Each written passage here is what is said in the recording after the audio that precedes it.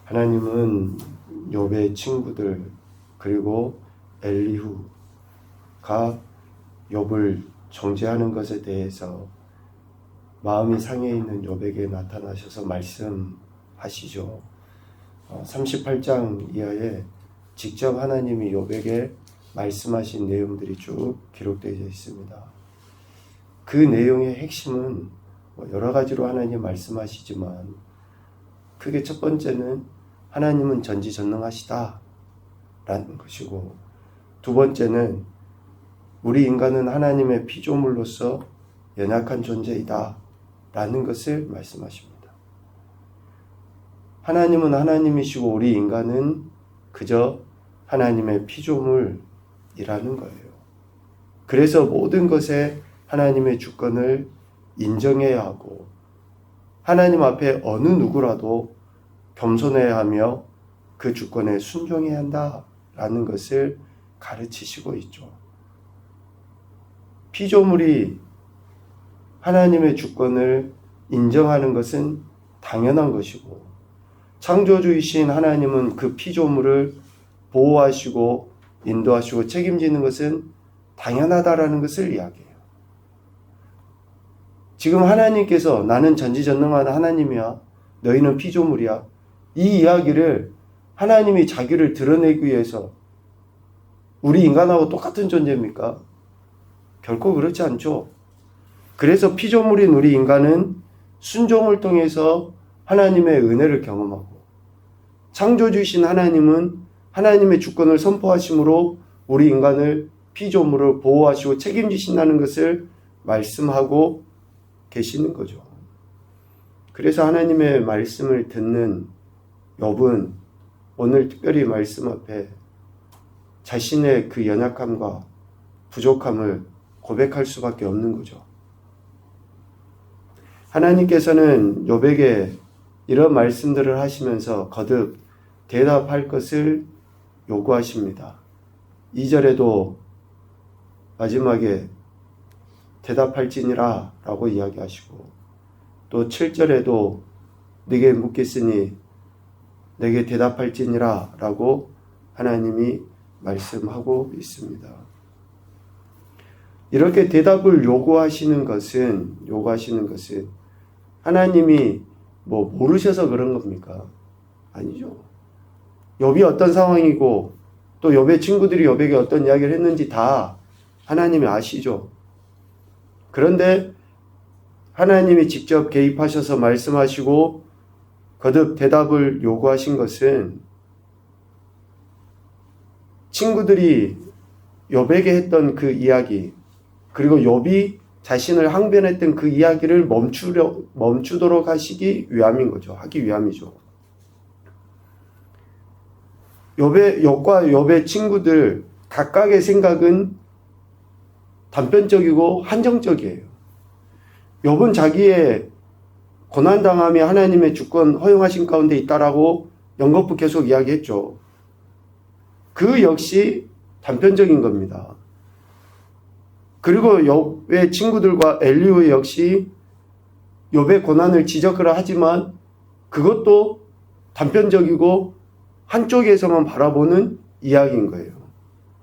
그러니까 저들의 대화가 계속 대면될수록 평행선만 걷는다라고 이야기했던 거 아닙니까? 고난을 바라보는 관점, 또 그 고난을 지적하는 저들의 관점이 전혀 다르지만 그 다름이 똑같이 자신들에 대해서만 이야기하는 것을 멈추도록 하기 위해서 하나님께서는 직접 개입하셔서 말씀하시고 그 말씀에 대답하라 라고 요구하신 거죠. 오늘 욥에게 하나님이 대답을 요구하시면서 이러한 사람이라고 칭하십니다. 40장 2절에 보면 트집 잡는 자, 하나님을 탓하는 자라고 욥에게 이러한 표현을 하셔요. 이런 표현은 얼른 보면 욥이 되게 불충하고 또 정말 소위 자신의 고난이 하나님 때문이다 라고 옳지 않은 듯한 그런 표현을 했던 인물로 여겨지기 쉽습니다. 그런데 기본적으로 하나님께서 욥에게 이런 이야기를 하시는 것은 사랑이 바탕이 된 거예요.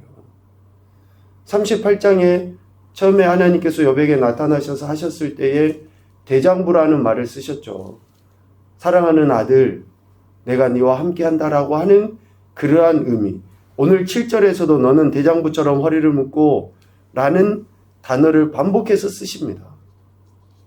그만큼 욥에 그러한 인정, 존중, 사랑이 바탕이 되었어요. 그런데 욥에게 트집 잡는 자, 하나님을 탓하는 자라고 하는 것은 욥이 계속된 친구들과의 대화 속에 자신의 입장을 항변하면서 그들의 말에 반박했던 거예요. 그러니까 하나님을 탓하고 하나님께 반박했다라는 그 의미가 아니고 계속되는 대화 속에 친구들과의 대화 속에 욥이 자신의 그 상태를 항변하는 그러한 의미를 담아서 트집 잡는 자, 변박하는 자라는 의미가 있거든요. 비난하는 자, 잔소리꾼이라는 의미가 있어요.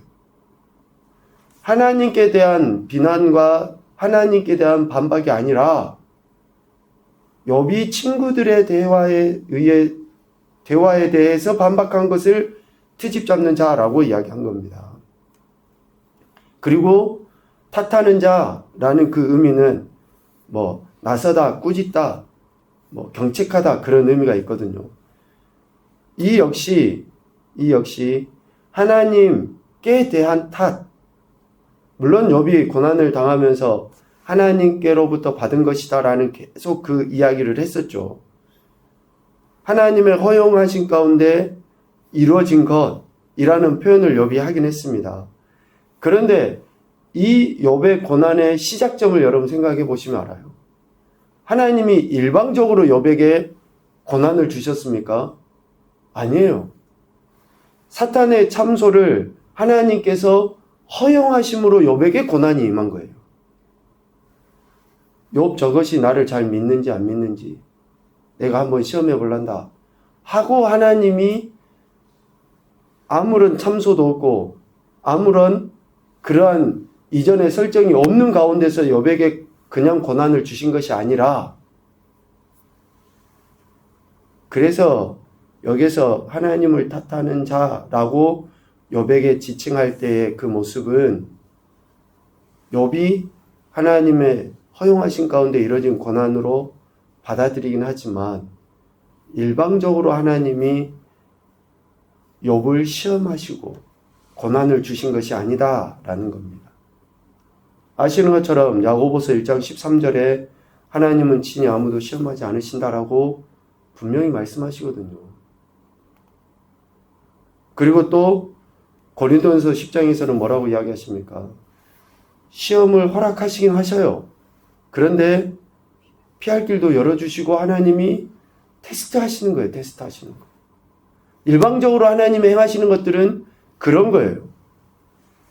그런데 욥에게 있어서는 하나님이 일방적으로 욥을 시험하신 것이 아닌, 그래서 오늘 하나님께서 욥에게 트집 잡는 자, 하나님을 탓하는 자라고 하는 그 의미는 친구들과의 대화 속에 욥이 보였던 그런 태도에 대해서 하나님이 지적을 하시는 거예요.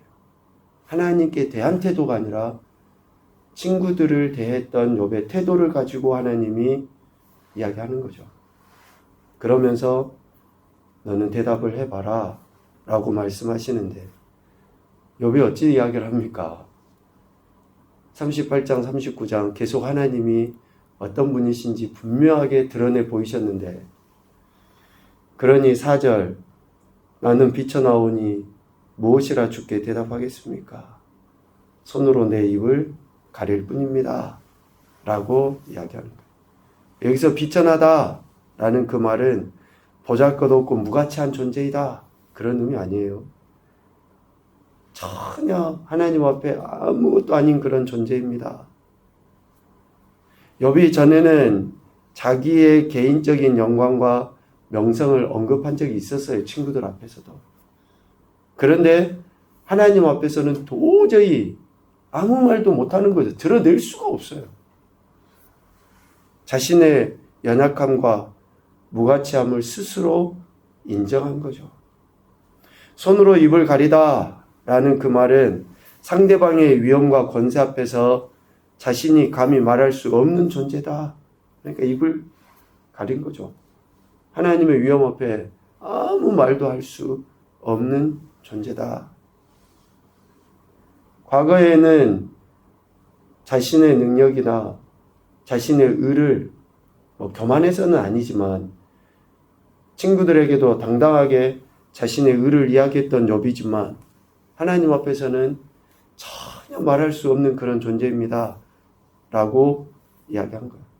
어쩌보면 과거에 자신이 친구들 앞에 드러냈던 그 의가 하나님 앞에서 얼마나 부끄러웠겠습니까? 얼마나. 그래서 자기 의를 드러냈던 거나 또 자기 자신을 합리화했던 그런 것들에 대한 부끄러움의 표시 아니겠어요? 비록 하나님께 했던 것은 아니지만 그 하나님의 위엄을 보니까 자신은 아무것도 아니라는 것을 이야기한 거죠. 그래서 그동안 잘못 생각했던 것들을 다시 되풀이하지 않겠다라는 그런 각오로서 자신이 하나님 앞에 도무지 설 수 없고 아무것도 할 수 없는 비천한 존재고 하나님의 위엄 앞에 아무 말도 할 수 없는 그런 존재다는 것을 이야기합니다. 그러한 욥에게 하나님은 베헤못, 우리 각주에는 하마와 같은 그런 동물로 표현을 하죠. 그러니까 이러한 피조물조차도 하나님께서 지으시고 하나님이 주관하신다라는 것을 말씀하셔요.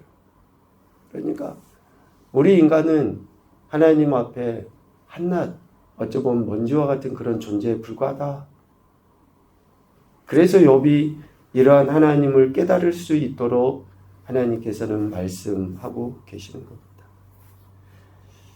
참 하나님의 그 위엄과 그 권위 앞에 어느 누구도 온전하게 설 수 없습니다. 그래서 겸손만이 하나님 앞에 보여야 될 태도고 그 겸손함으로 순종할 때 하나님께서 우리를 지으신 목적을 이뤄갈 수 있는 것이죠. 첫 번째 교훈입니다. 하나님의 행하심에 대해 어느 누구도 왜 이렇게 하십니까? 라고 말할 수 없다. 어느 누구도 부자는 부자대로 건강한 자는 건강한 대로 반대로 가난하든지 연약하든지 간에 하나님 왜 제게 이러십니까? 라고 말할 수 없어요. 오직 겸손하게 하나님의 주권에 대한 순종과 인정이 필요한 것이죠. 두 번째, 하나님의 행하심은 오직 사랑에 근거한 것임을 잊지 말자. 왜 이렇게 하십니까? 가 아니라 하나님의 사랑에 대한 감사로 우리가 받아들일 때에 혹시 고난 중에 있습니까? 고난이 해결되겠죠. 혹시 기쁘고 즐거운 일이 있습니까? 그것이 더 다른 사람들에게 간증거리가 될 거예요. 사랑에 근거한 것이면 우리가 받아들이고 순종할 때. 세 번째, 하나님의 위엄 앞에 우리 인생은 먼지 혹은 안개와 같은 존재에 지나지 않는다. 베헤못, 하마 같은 존재도 하나님이 지으시고 하나님이 행하시는데 하물며 우리 인생이겠습니까? 그러니 그저 겸손하게 하나님의 은혜를 구하며 사는 것이 최고의 은총이라는 생각을 하게 됩니다. 오늘도 저와 여러분을 지으시고 또 이 땅의 삶을 허용하신 하나님 앞에 더 겸손히 낮아져서 오직 감사와 찬양과 영광 올려드리시고 그 사랑에 합당한 삶을 살아가는 겨우 복된 한 날이 되시기를 주님의 이름으로 축복합니다. 아멘.